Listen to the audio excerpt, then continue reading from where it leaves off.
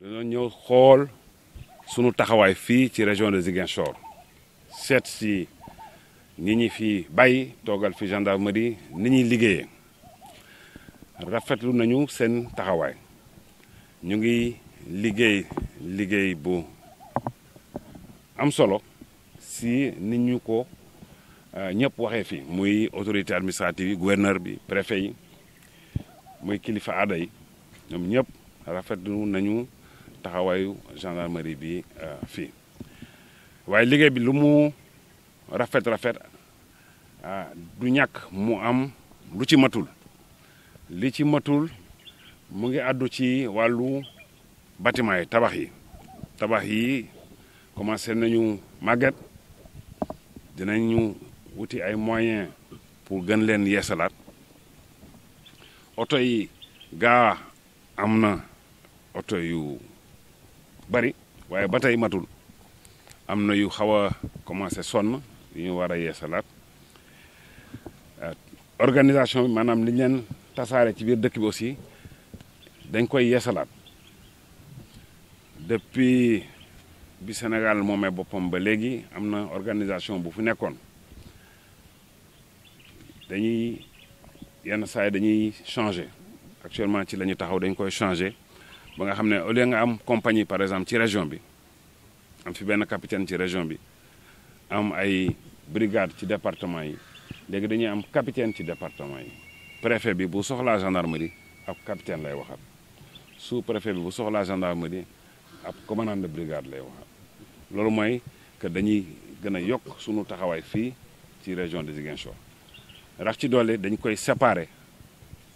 gendarmerie bi dañuy séparer région de Ziguinchor ak région de Kolda dañ leen séparer complètement dañuy am beneen colonel bu ñu yónni Kolda mu toogal ñu foofu yore ay troubam foofu Kolda normalement loolu bu ñu ko defee sunu liggéey dana gën a yomb fii dana gën a mat bu loolu weesoo aussi maa ngi doon ñaax gendarmerie fii ñu gën a rataxal seen diggante ak population yi parce que population yi moo ñu fi bàyyi boo nekkee ak population yi te amoo respect ci ñoom seen collaboration du yomb. Dans le même temps, il s'est agi pour nous de remobiliser nos troupes dans le cadre du processus de retour à la normalisation engagé dans la région de Ziguinchor.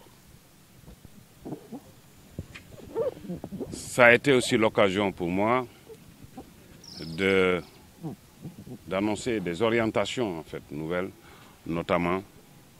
en conseillant nos troupes de renforcer les partenariats avec les populations, les autorités administratives, les autorités judiciaires, les autorités coutumières, bref, à tous nos partenaires dans la coproduction de la sécurité.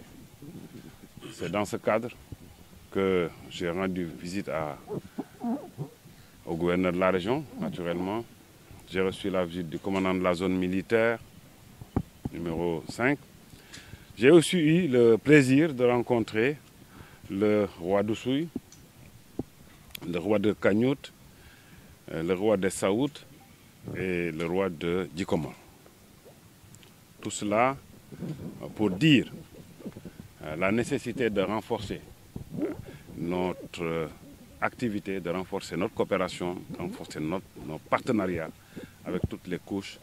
de la population, dont justement les leaders d'opinion et les autorités coutumières. C'est aussi le lieu pour moi de faire des annonces. Ces annonces vont dans le sens de la départementalisation de notre organisation. La région